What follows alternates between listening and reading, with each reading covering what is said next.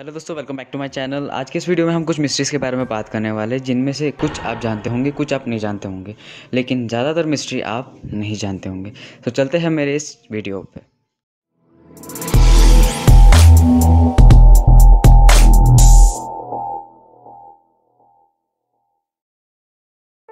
तो दोस्तों चलते हैं हमारे फर्स्ट मिस्ट्री की तरफ, जो है mystery of a twin village. जी हाँ दोस्तों, ट्विन विलेज ये कहानी या ये किस्सा बोल सकते हो आप, केरला के एक स्टेट की जिसका नाम मलापुरम है, वहाँ की है। वहाँ पे 200 से भी ज़्यादा पेयर्स के बच्चे ट्विन हैं। जी हाँ दोस्तों, 200 पेयर्स से भी ज़्यादा बच्चे ट्विन हैं। ये मिस्ट्री वहाँ के इन्वायरमेंट में ही है या वहाँ के पानी के केमिकल कंपोजिशन में ही है, आज तक कोई मालूम लगा पाया।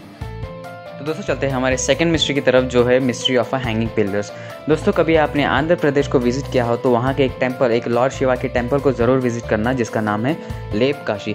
वहाँ की सबसे अद्भुत बात यह है कि वहाँ मोर देन 70 पिलर जो है वो हवा में तैर रहे होते हैं। जी हाँ दोस्तों, वो हैंग कर रहे होते हैं हवा में विदाउट एनी सपोर्ट। ये मिस्ट्री अगर आप उनके लोकल से पूछे तो उनका आंसर एक ही होगा कि जिन्होंने या जिन आर्किटेक्चर्स ने या जिन वर्कर्स ने इस क्या बोलते हैं आप, मंदिर की स्थापना की थी, वो आर्किटेक्चर्स या वो वर्कर्स इतने ट्रिक्स जानते थे कि ये जो हैंगिंग पिलर है उनकी ट्रिक्स का एक स्मॉल नमूना है। जी हाँ दोस्तों, ये एक स्मॉल नमूना है, एक स्मॉल एग्जांपल है उनके ट्रिक्स के। तो आप जान सकते हैं कि हमारे एंशिएंट पीरियड के जो आर्किटेक्चर्स थे, जो वर्कर्स थे, वो कितने ब्रिलियंट थे। और ये जो मिस्ट्री है फ्लोटिंग पिलर्स की, जो हैंगिंग पिलर्स की, ये आज से कोई सॉल्व नहीं कर पाया, ना ही कोई साइंटिस्ट इसका करेक्ट कॉज बता पाया।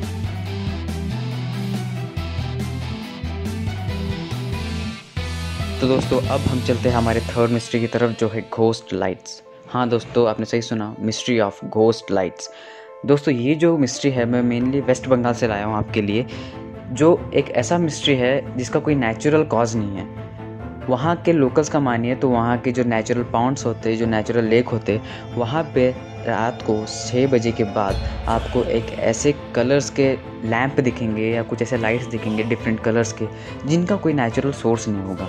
वहाँ के लोकल्स के मानिए तो उनको हम एलिया लाइट्स भी कहते हैं। वो ये कहते हैं कि ये जो लैंप्स है, ये जो लाइट्स आपको दिखते हैं, ये मेनली उनके फिशर्समैन वहाँ पॉन्ड में या लेक में डेथ हो गए थे किसी कॉज की वजह से, उनकी स्पिरिट्स के लैंप है।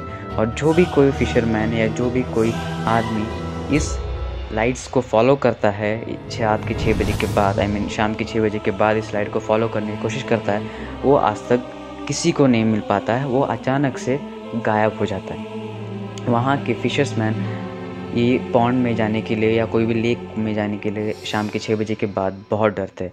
उनके लिए एक बुरा सपने से ज़्यादा है ये।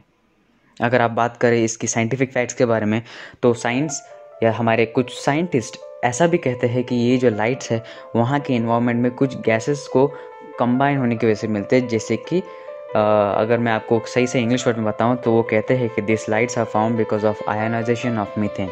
जी हाँ दोस्तों, ऐसा कुछ वो साइंटिस्ट कहते हैं, लेकिन मैं मानता हूँ, वहाँ के लोकल्स मानते हैं कि ये साइंटिफिक फैक्ट है ही नहीं, ये एक मिस्ट्री है जो कभी सॉल्व नहीं हो पाएगी। तो दोस्तों चलते हैं हमारे फोर्थ फैक्ट की तरफ, जो है mystery of an abandoned village. जी हाँ दोस्तों, ये जो मिस्ट्री है मेनली आपके लिए मैं राजस्थान से लेके आऊँ। दोस्तों most haunted place in Rajasthan अगर आप गूगल पे टाइप करें तो आपको फर्स्ट जो दिखाएगा प्लेस वो है भांगड़ फोर्ट। जी हाँ दोस्तों, भांगड़ फोर्ट। अगर आप सेकंड की बात करें तो आपको ये विलेज दिखाएगा जिसका नाम है कुलधारा। जी हाँ दोस्तों, लगभग 300 साल पहले ये कुलधारा विलेज पलीवाल ब्राह्मण्स का घर हुआ करता था। एक दिन वहाँ के प्राइम मिनिस्टर, जिनका नाम सलीम सिंह था, हाँ दोस्तों सलीम सिंह, उनकी नज़र एक ब्राह्मण की बेटी पे पड़ी और वो चाहते थे कि वो उस लड़की से ये शादी करे फोर्सिबली, उनकी मर्ज़ी के बिना, जिसका विरोध वहाँ के ब्राह्मणों ने किया। और वहाँ के राजा ने उनको धमकी दी कि अगर आप ऐसा नहीं करते हो तो मैं आपको मार सकता हूँ। सो वहाँ के जो ये ब्राह्मण थे वो डर के वो गांव छोड़ दिए और जाते जाते एक श्राप दे गए कि आज के बाद इस गांव में कोई भी अपना घर या कोई भी अपना गांव सेटल नहीं कर पाएगा। और इसके बाद भी जो कोई भी इस गांव में आता है अपना घर बसाने के लिए, उनको पैरानॉर्मल फिनोमेनास का शिकार होना पड़ता है।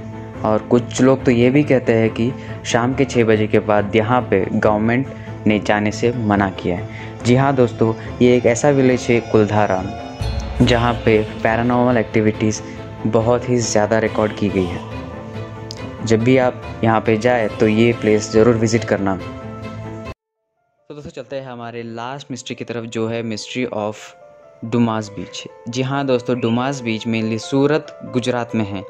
ये बीच कुछ ऐसे हॉरर फिनोमिनास के लिए बहुत ही फेमस होते गया जिसका आज तक कोई आंसर नहीं दे पाया। वहाँ के लोकल्स के मानिए तो ये बीच सुबह सुबह तो इतना शांत और इतना सुंदर रहता है कि वहाँ का ये टूरिस्ट अट्रैक्टिव प्लेस बन चुका था।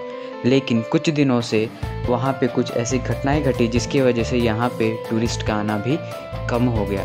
सुबह तो ये लोग आते हैं दोस्तों लगभग 5 बजे तक, 6 बजे तक, लेकिन 6 बजते ही जैसा ही सनसेट होता है ये एरिया पे कोई ठहरना नहीं चाहता।